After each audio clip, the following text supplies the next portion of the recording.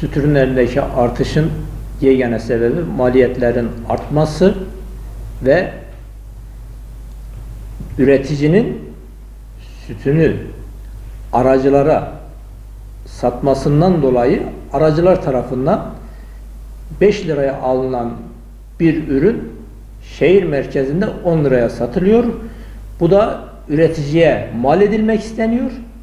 Ama burada üretici gerçekten mağdur olan kişilerdir. Üreticilerimiz 1 litre sütle 1,5 kilo yem alması gerekirken bugün 1 kilo yemin maliyeti fiyatı 10 lirayı geçmiş. Elazığ'da 11 liraya süt satılıyor. Bu 8. ayın ve 9. ayın müstahsilleridir. 7. ayda 10 liraya satılıyordu bu sütler. Bugün 1 kilo peynirin fiyatı şehir merkezinde 110 liraya çıkmışsa bu üreticiden kaynaklanan bir durum değildir. Üretici sütünün 10 liraya satmış, 7. ayda 10 liraya satmış olduğu sütü bugün 11 liraya satıyor. Üreticinin en büyük girdi maliyetlerini etkileyen kesif yem fiyatlarıdır, mazottur, gübredir, elektriktir. Bunların fiyatlarının yükselmesinden dolayı ister istemez üreticilerimiz para kazanamamaya başladı. Bunun akabinde de üretimden çekildiler. Üretici sürekli zarar etmek durumunda.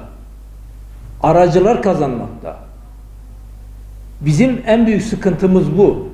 Köylü, çiftçi kardeşlerimiz ürettiği ürünleri getirip şehir merkezinde değeriyle satamamakta. 11 liraya, 12 liraya soğuk sütü satıyorsa bu köyünde veyahut da çiftliğinde o süt şehir merkezine geldiği zaman 20 lirayı buluyor.